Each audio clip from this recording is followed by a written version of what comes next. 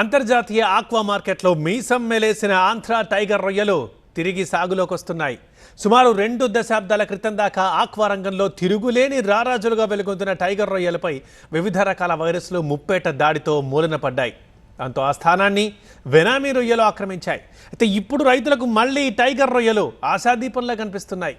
మరి కష్టాల కడలి నుంచి గట్టెక్కి రొయ్య మీసం తిప్పుతుందా? ఆక్వా రంగానికి మంచి రోజులు వచ్చినట్లేనా?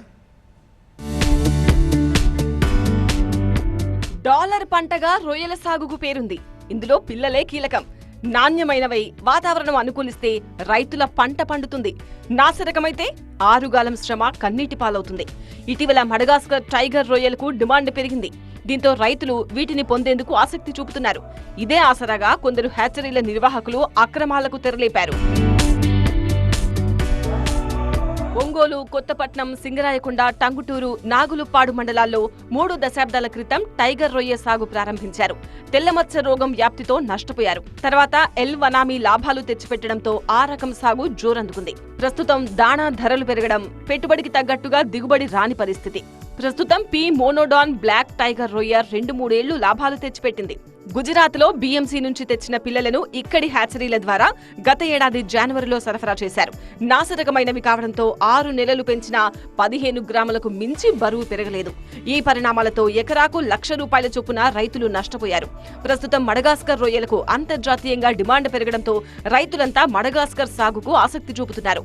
అయితే పంట చేతికొచ్చిన తర్వాత ధరలు ఎలా ఉంటాయో అని రైతులు ఆందోళన చెందుతున్నారు. వ్యాపారులు సిండికేట్ అయ్యి ధరలు తెగ్గొస్తున్నందువలన రైతులు ఈ సాగుని చేపట్టడానికి అనాసక్తి చూపించేటువంటి ప్రమాదం ఉంది. అందువల్ల రాష్ట్ర ప్రభుత్వం ఇప్పటికైనా జోక్యం చేసుకొని ఏదైతే ఎక్స్పోర్టర్స్ ఎవరైతే ఉన్నారో వీళ్ళు సిండికేట్ అయ్యేటువంటి పరిస్థితులు ఉన్నాయి. ఆ సిండికేట్ అవ్వకుండా వాళ్ళ మీద కఠిన వైఖరి తీసుకుంటే తప్పితే ఇది పరిష్కారం కాదని చెప్పేసి ఈ సందర్భంగా చెప్తా ఉన్నాం.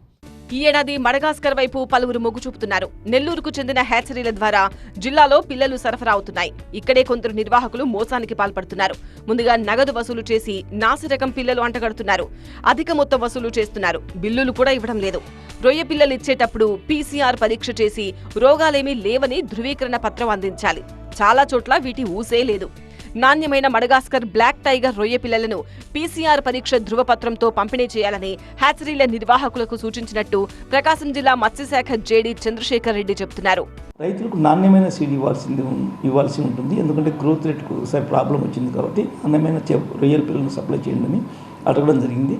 సో దానికి హ్యాచరీస్ వాళ్ళు ఒప్పుకున్నారు. అదేవిధంగా నాణ్యమైన సీడ్ అంటే వారు హ్యాచరీ నుంచి ఉత్పత్తి చేసినటువంటి సీడ్కి ఎటువంటి రోగ నిరోధం లేదని తెలుపుతూ PCR ల్యాబ్ టెస్ట్ అనేది చేసి అది రైతులకు అందజేస్తామని కూడా చెప్పడం జరిగింది. సో ఈ PCR టెస్ట్ ఉంటే దాంట్లో ఎటువంటి రోగాలు ఉన్నాయని తెలుస్తుంది. కాబట్టి రైతులు సీడ్ తీసుకునేటప్పుడే హ్యాచరీ తీసుకునేటప్పుడే వాళ్ళకి ఎటువంటి రోగాలు లేవు అని నిర్ధారిస్తున్నటువంటి PCR ల్యాబ్ టెస్ట్ రిపోర్ట్ కూడా హ్యాచరీ వాళ్ళు ఇవ్వాల్సి ఉంటుంది. దీనివల్ల రైతులకు నాణ్యమైన సీడ్ లభిస్తుంది అని అనుకుంటున్నాం. మొత్తంగా మడగాస్కర్ రొయ్యలపై రైతులు గంపెడాశలు పెట్టుకుని సాగు మొదలు పెడుతున్నారు.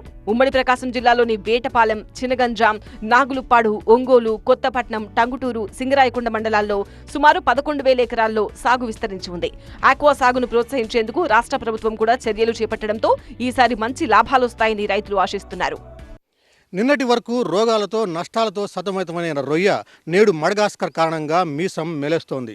అంతర్జాతీయంగా పెరిగిన డిమాండ్ అలాగే దేశీయంగా తగ్గిన ఉత్పత్తి ఇందుకు ప్రధాన కారణంగా కనిపిస్తుంది. గత 5 ఏళ్లుగా నష్టాల ఊబిలో కూరుకుపోయిన రైతుల్లో మడగాస్కర్ కొత్త ఆస్తులు చిగురించేలా చేస్తోంది.